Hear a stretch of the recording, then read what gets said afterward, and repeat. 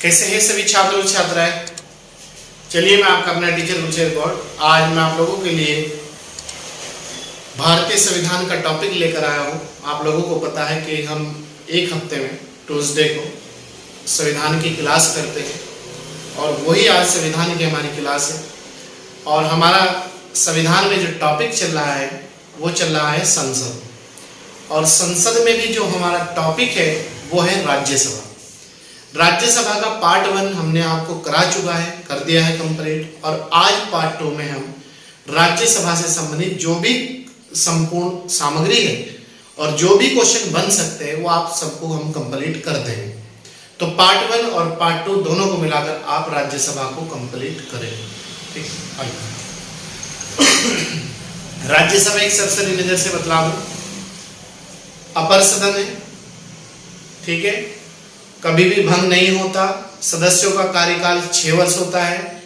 इसका सदस्य बनने के लिए न्यूनतम आयु 30 वर्ष होनी चाहिए।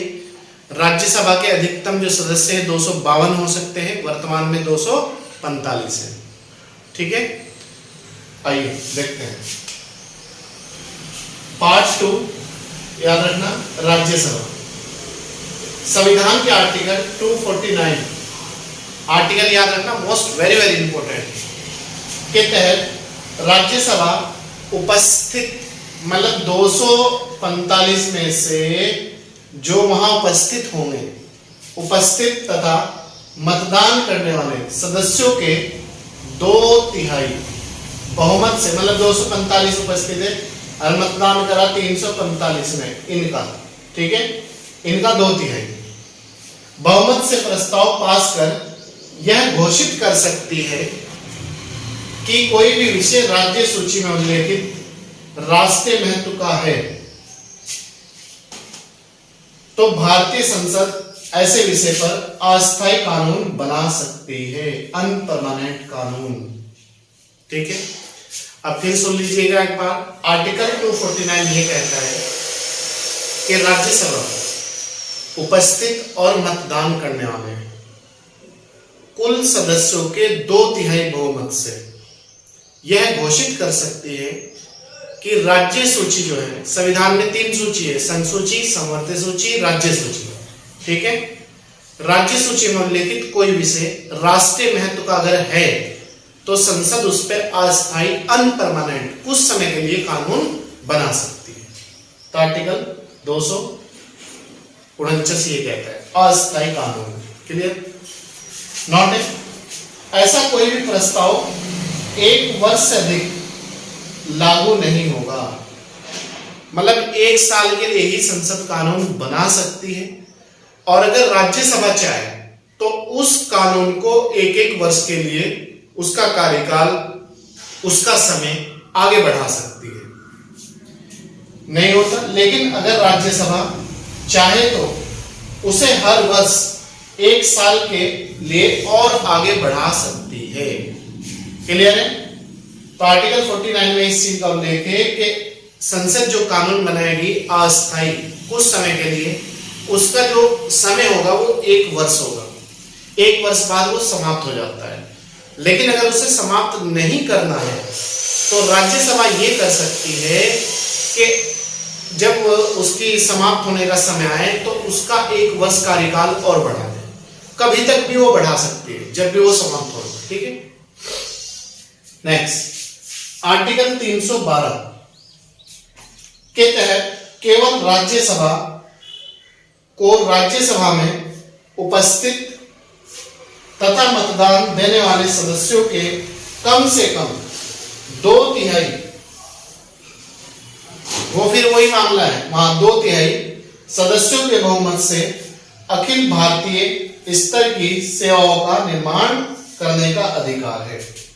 आर्टिकल 312 ये कहता है कि राज्यसभा अखिल भारतीय स्तर पर सेवाओं का निर्माण कर सकती है, उपस्थित और मतदान करने वाले सदस्यों के 2/3 बहुमत से।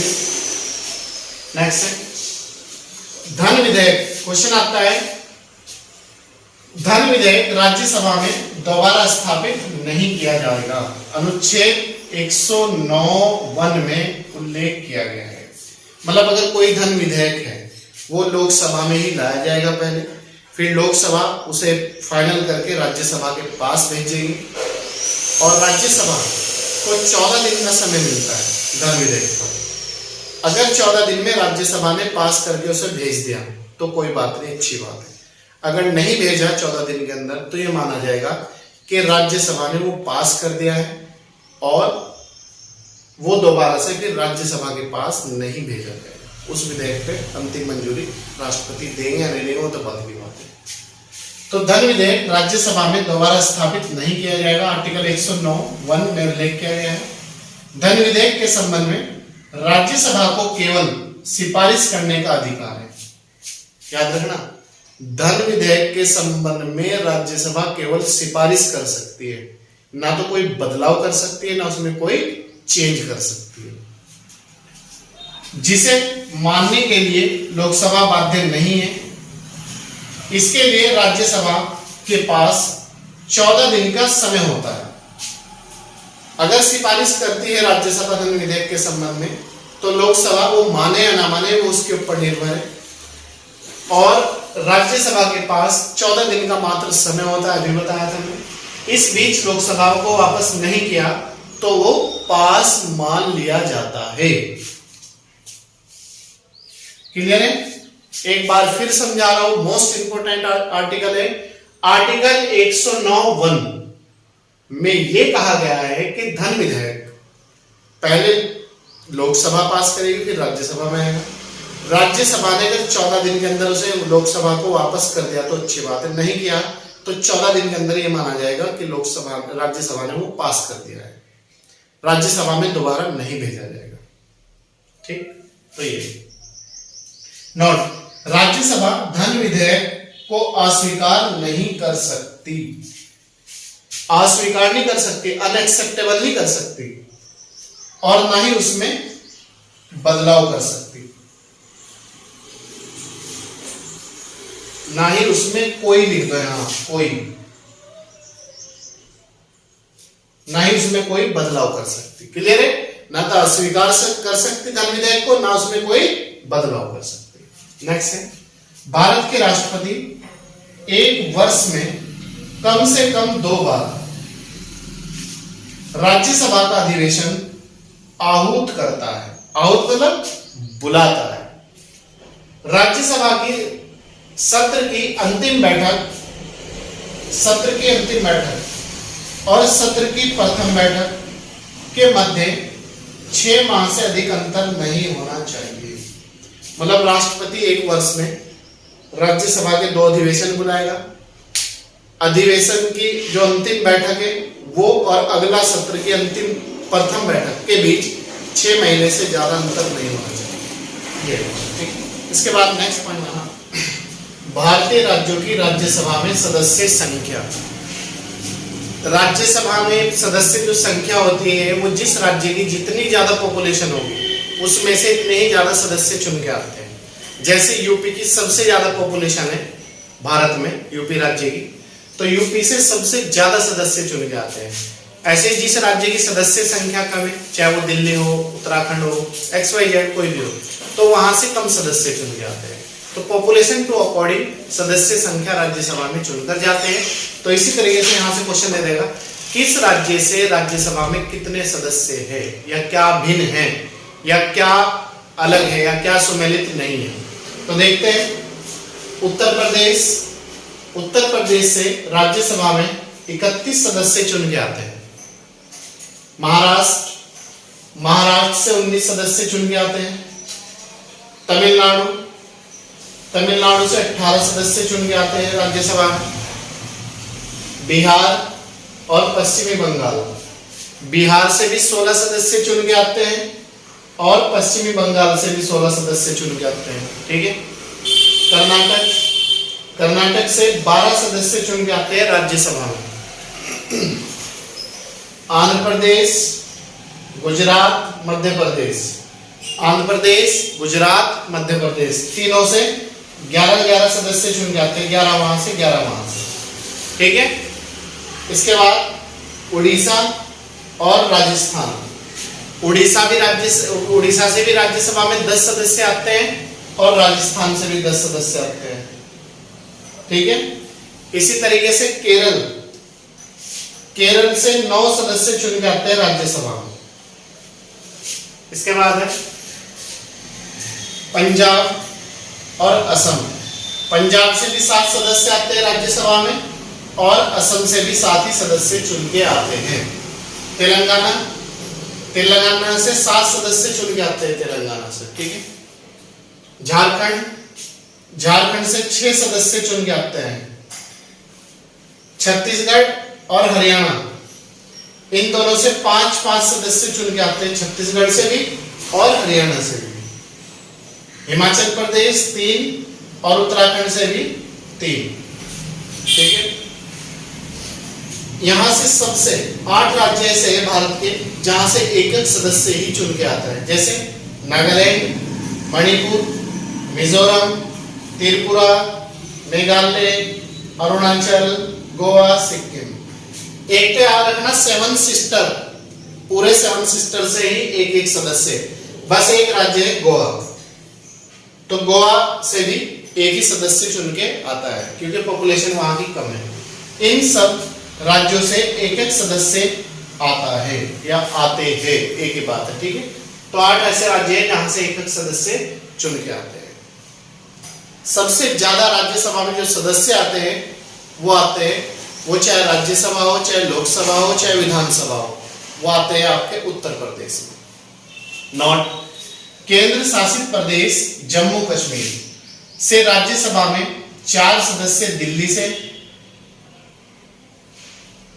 जम्मू कश्मीर से राज्यसभा में 4 सदस्य, दिल्ली से 3 सदस्य और पुडुचेरी से 1 सदस्य आता है।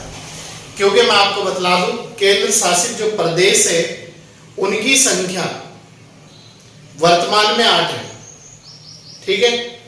तो 8 राज्यों में विधानसभा आपकी राज्यसभा से सदस्य चुन के सिर्फ 3 राज्यों से आते हैं, दिल्ली, जम्मू कश्मीर और आपका पुडुचेरी, क्योंकि यहां पर विधानसभा है इसलिए।